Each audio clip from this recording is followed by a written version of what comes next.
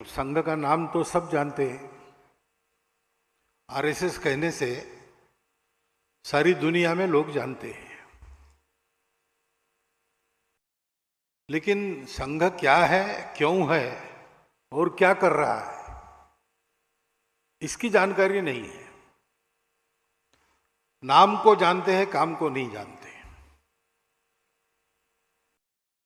संघ के हितैषियों में भी ठीक ठीक जानकारी नहीं है। ऐसी जानकारी होने की आवश्यकता तो रहती ही है। ऊपर से संघ का काम देश में एक अनोखा काम है, दुनिया में एक अनोखा काम है। आजकल देश विदेश के लोग आते हैं संघ को देखने के लिए, हमारे कार्यक्रमों में आते हैं, देखते हैं। यूरोप के, अमेरिका के, अफ्रीका के, ऑस्ट्रेलिया के, एशिया के सभी जो आते हैं एक प्रश्न जरूर पूछते हैं बाद में कि हमारे देश के नई पीढ़ी के लिए हम भी कुछ ऐसा करना चाहते हैं, तो आप किस प्रकार हमको ट्रेनिंग दे सकते हैं। यानी जो संघ जिस पद्धति से चल रहा है वैसी पद्धति उनके भी पास नहीं है। और अपने देश के इतिहास में भी देखेंगे तो भी मुझे लगता नहीं कि तथागत बुद्ध के बाद इस प्रकार का प्रयास और पूरे भारत में एक साथ हुआ है। और इसलिए संघ को जानना है तो जो हमेशा की पद्धति है, अंग्रेजी में कहते हैं फ्रॉम नोन टू अननोन, ऐसा इसको समझ नहीं सकते, क्योंकि इसको जानने के लिए इसकी तुलना का दूसरा कुछ नहीं है।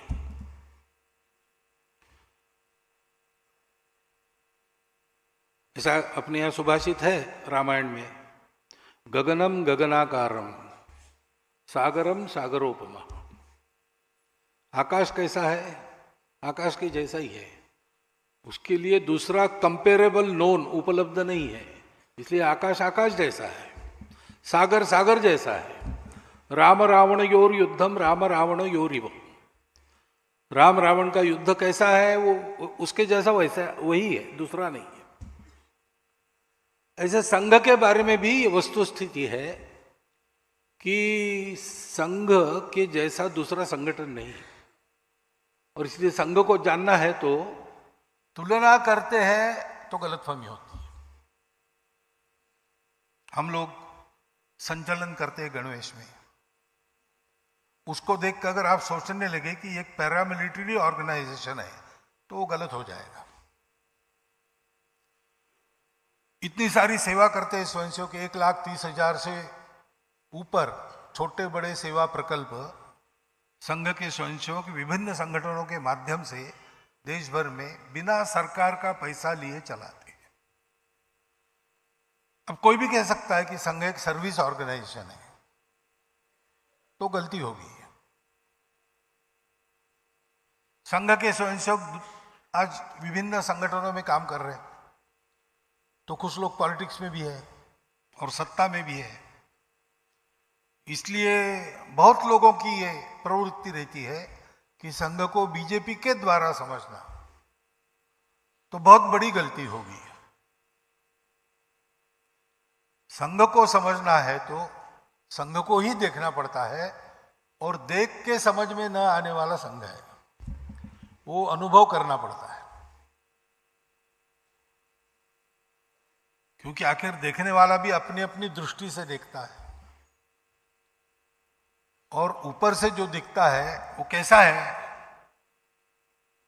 एक मित्र, उसका दूसरा मित्र वो दृष्टिहीन था, वो बैठा था, ये मित्र जा रहा था, तो इसने ध्यान समझ में आया उसके कि ये अपना मित्र जा रहा है। उसने बुलाया, कहाँ से आ रहे हो? तो मित्र ने कहा कि भोजन के लिए गया था।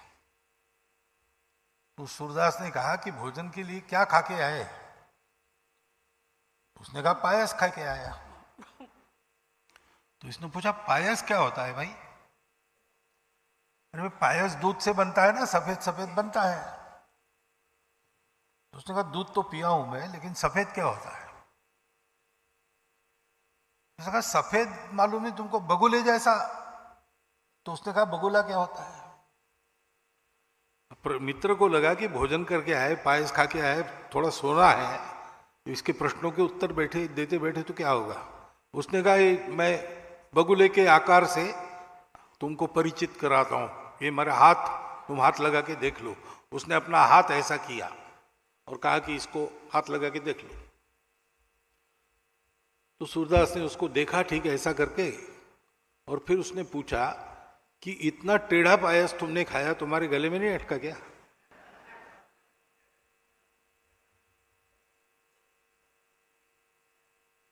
और फिर संघ के बारे में गलत नैरेटिव्स देने वाले भी लोग हैं, सरासर झूठ देने वाले भी लोग हैं। संघ का तो कोई शत्रु है नहीं, परंतु संघ के बढ़ने से अपने स्वार्थ के दुकान बंद हो जाएंगे ऐसा जिनको लगता है, वो उसके बारे में उल्टी सीधी बातें करती रहती है।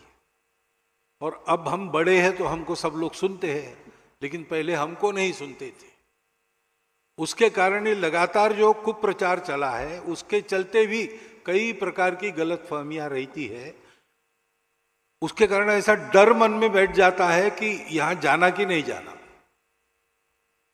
इसलिए भी वो गलतफहमियां ठीक होती नहीं। कुल मिलाकर नतीजा ये होता है कि संघ के बारे में नाम जानते हैं, काम नहीं जानते। इसलिए हमने 2018 में दिल्ली में एक प्रयोग किया था। दिल्ली के जो बुद्धिधर्मी लोग हैं उनमें से चुनकर 2000 लोगों को बुलाया, 1700 आए। 2 दिन व्याख्यान हुए, 1 दिन प्रश्नोत्तर हुआ। तो उसका अच्छा परिणाम हुआ, यानी संघ के बारे में जो गलतफहमियां थी वो दूर हो गई। इन सब लोगों को संघ का बनाना ऐसा तो उद्देश्य था नहीं, आज भी नहीं है। संघ को अपना मानना कि नहीं मानना, अच्छा मानना कि नहीं मानना, ये तो मानने वाले का विषय है, उसका अधिकार है, वो कुछ भी मान सकता है। लेकिन वो जो भी माने वस्तु स्थिति के आधार पर माने, नैरेटिव्स के आधार पर, सेकेंडरी सोर्सेस के आधार पर कुछ कल्पना कर ले, ये ठीक नहीं है। तो सबको संघ के बारे में वस्तुस्थिति बताने का काम हो गया।